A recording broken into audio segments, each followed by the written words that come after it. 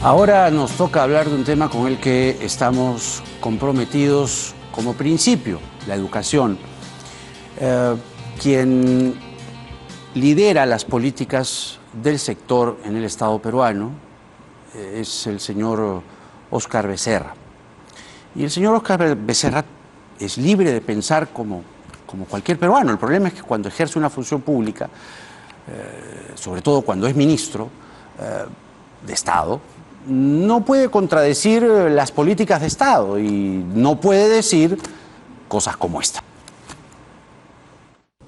Nosotros queremos ser como el pater familia, el hombre común y corriente, el padre amoroso, si bien es cierto, complaciente, cariñoso, pero al mismo tiempo sancionador, pero sancionador dentro de los parámetros constitucionales y normativos, pues. Yo me equivoqué. Él es el nuevo jefe de la SUNEDU, el señor Manuel Castillo. El señor Óscar Becerra, podemos repetir el extracto porque ya hice mucha expectativa, generé la expectativa, entonces no puedo quedar simplemente colgado como que ya.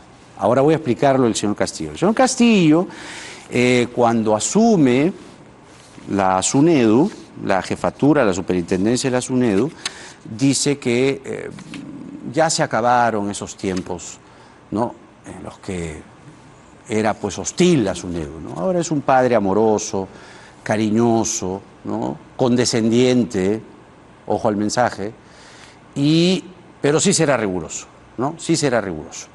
Ahora sí, el ministro de Educación, estamos poniendo estos son los temas, digamos, los personajes en cuestión y la evaluación de fondo que vamos a hacer con nuestros invitados. El ministro de Educación, cualquier ministro de Educación, el señor Becerra, el señor Pérez, el señor Perencejo, quien sea que asuma, cualquier ministerio no puede referirse a la Corte Interamericana, ¿sí? Singapur tiene el mejor sistema educativo del mundo, pero tiene pena de muerte. O sea, hagamos los noches, pero también traigamos la pena de muerte y salgámonos de ese adefesio que es la Comisión Interamericana de Derechos Humanos, con perdón de los adefesios. Con el perdón de los adefesios. Están aquí dos profesionales, educadores, que han cumplido el mismo cargo que tiene hoy el señor Becerra. Me refiero a Idel Wexler, que ha sido ministro de Educación, y a Ricardo Cuenca. Buenas noches. Buenas noches. Buenas noches. A los dos, un gusto tenerlos por aquí. Quiero comenzar, Idel, contigo, agradeciéndote también por venir. Gracias por la invitación. Un ministro de Educación, sobre todo de Educación, ¿no?, el que educa, el que guía, el que explica, sobre todo el que tiene que tener claras las políticas del Estado peruano, ¿se puede expresar de esa manera?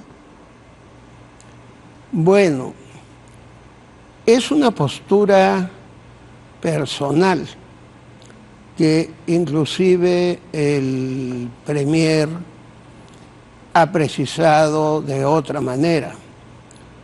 Indudablemente que él tiene derecho a pensar de una u otra manera. ¿Pero decirlo? ¿Así? Pero siempre es bueno que en este tipo de políticas haya concordancia entre todos los miembros de un gabinete. ¿Educar? ¿Esa es la forma de educar, Ricardo? No, buenas noches, Idel. Hola. No, y a diferencia de lo que creo que ha pasado, por lo menos lo que yo aprendí es que cuando tienes el honor de asumir el Ministerio de Educación o cualquier ministerio, tienes que tener dos cosas. Uno, la mayor tranquilidad y cordura posible para comunicarte. Y segundo, saber que eres el ministro de todos los peruanos y no de algunos. Y hay que hacer siempre el esfuerzo de eso, porque de eso se trata hacer política, de sentarse a conversar con el otro, claro, justamente con el diferente, ¿no? Entonces, yo creo que siempre hay que tener un control mayor y dejar de lado las preferencias personales cuando uno asume la función pública. Claro, a mí me preocupa un poco que el ministro tenga esta como carta libre, ¿no? Todos tenemos preferencias personales. El problema es cuando ejerces la función pública, porque además lleva y arrastra al Estado, al gobierno, primero tener que desmentirlo, cosa que ya es un papelón. Segundo, llamarlo a la PCM, ¿no? Un jalón de orejas, y de ahí, o sea, creo que es innecesario. ¿Tú piensas lo mismo?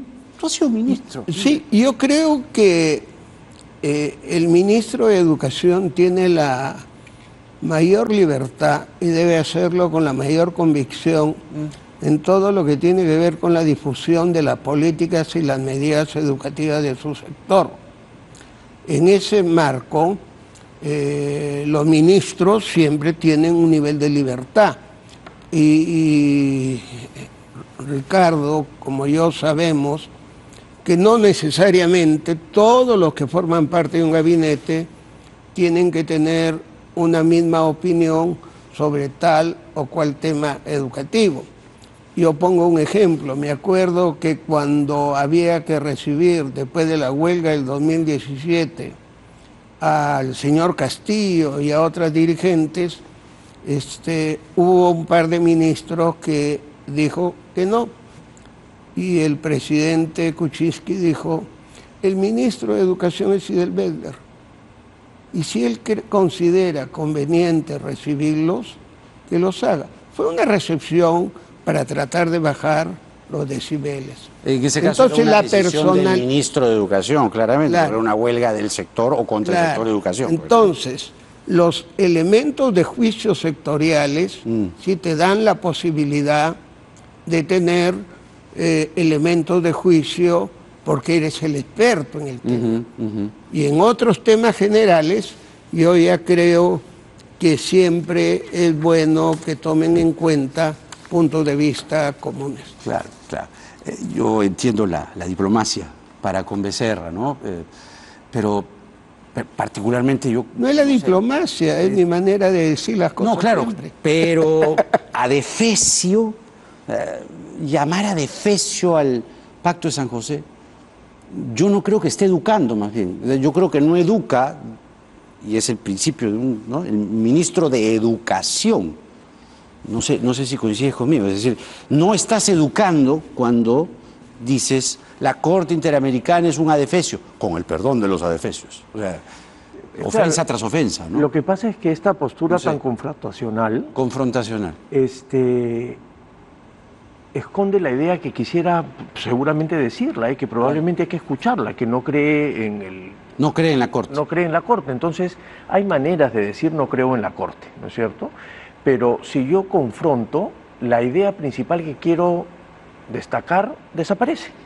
Porque lo único que está apareciendo es que estamos hablando del adefesio y no del fondo, ¿no es cierto? Entonces, además de yo creo que además de tener una postura que no es la que debería tener un ministro, es estratégicamente un error, es una torpeza, porque no estamos discutiendo el mensaje, sino la manera como emitió el mensaje. Y yo creo que eso ha sido, lamentablemente, la característica del ministro desde que entró, ¿no? Por eso ha tenido que pedir disculpas cada vez que le llaman la atención en Palacio. ¿Cuántas ¿no? veces ha pedido disculpas? No, 3, 4, capaz hoy día es la quinta, no lo sé, pero claro. ¿Por qué? Porque hay un estilo que va en contra de lo que realmente necesitamos en un país tan fracturado como el Perú, que es tratar de mantener un mínimo diálogo, ¿no es cierto? Porque de lo contrario, no solo no hay salida a la solución, sino que termina no discutiéndose lo esencial.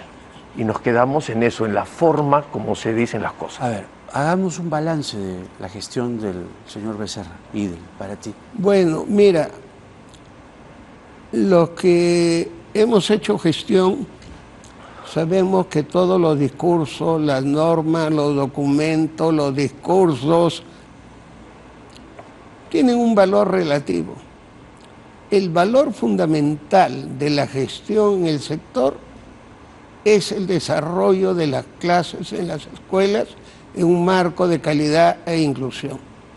Y creo que con todas las dificultades que han habido durante el año, no solamente por las protestas, sino además por las inundaciones, los huaicos, haber iniciado el año escolar, no debemos ser mezquinos, creo que es un logro.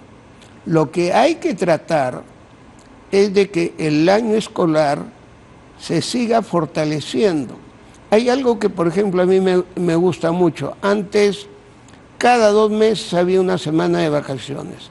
Ahora no. Se estudia desde marzo hasta julio, vienen las 2 semanas de vacaciones reparadoras y luego el segundo semestre. Eso a mí, independientemente de cualquier consideración, me parece satisfactorio. ¿Qué piensas tú? A ver, una vez más, después de tantos años de amistad con Nidel, discreparemos, como siempre, para aprender uno del otro. Yo creo que el gran logro no es empezar el año escolar, porque el sistema educativo es un sistema muy inercial. Independientemente de lo que discutamos o hagamos, cada marzo de cada año 8 millones de niños van a las escuelas en mejores o peores condiciones, independientemente de las decisiones que yo tome. Entonces, o pongo una cuña para que esta inercia se modifique, o dejo que esto avance. Por supuesto que hay problemas, y eso es verdad, ¿no es cierto? Contextos particulares, las protestas, el fenómeno del niño, que hace que esto genere más inconvenientes en demora de entregas de materiales educativos, pero lo que no puedo dejar de hacer es generar las condiciones para que este año sea mejor. ¿No existen las condiciones para ti? Para mí del todo no, ¿no es cierto? Porque no las conozco para empezar, ¿no es cierto? Durante este tiempo lo que hemos escuchado en general no son propuestas claras. 2 ejemplos. Uno muy cortito. Salieron los resultados de la evaluación censal de estudiantes del 2022 hace unas semanas. Se presentaron los resultados, se generó una discusión alrededor de esos resultados, pero a diferencia de otros años, no sabemos qué se va a hacer con esos resultados. Eso significa cuál es el plan de recuperación de aprendizajes, qué ha pasado después de los 2 años de pandemia y 1 año de medio parálisis que tuvimos. Sí. Ese es el contenido de lo que hay que hacer. En poco tiempo, en una semana se acaba PRONIET. ¿Quién va a encargarse de la infraestructura educativa? Los materiales hoy día no llegaron. ¿Qué hemos hecho para que lleguen? Entonces, el año escolar va a empezar. Va a empezar.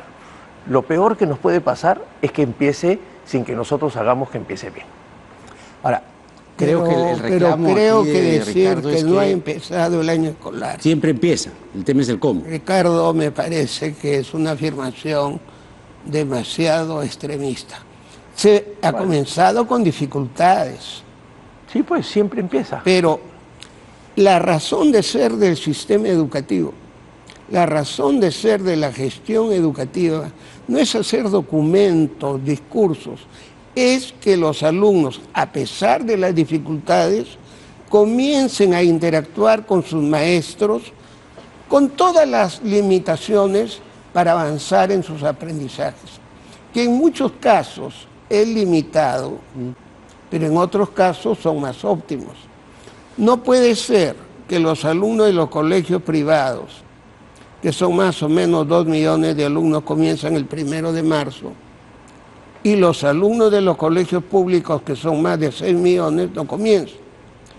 Con todas las dificultades que deben seguirse trabajando para que los materiales lleguen, para que los profesores tengan mejores condiciones, para que haya los concursos de la reforma magisterial, creo que es algo que le da sentido a la gestión pública.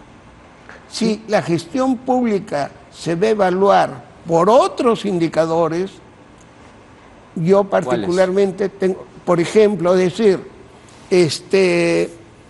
hemos comprado 1000 laptops o 1000 tabletas, pero si esas no se usan en la escuela, si los alumnos no reciben las clases, si los alumnos no aprenden, la gestión, los documentos, las normas y todo lo que tiene que ver con el trabajo del Ministerio de Educación no tiene sentido.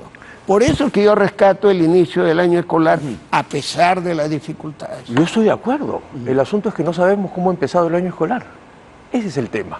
No sabemos cuál es el plan de recuperación de aprendizajes, no sabemos cuál es la capacitación que van a recibir los docentes, no sabemos si ya llegaron los materiales educativos o no. Por supuesto que estoy de acuerdo que lo importante es empezar el año, pero ese año se tiene que empezar bien porque de lo contrario va a empezar como sea. Y ese es el punto. Efectivamente, las normas, las compras son solo insumos. El asunto es preguntarnos, yo no lo sé, no sé si ustedes, ¿qué va a pasar con la capacitación de los maestros este año?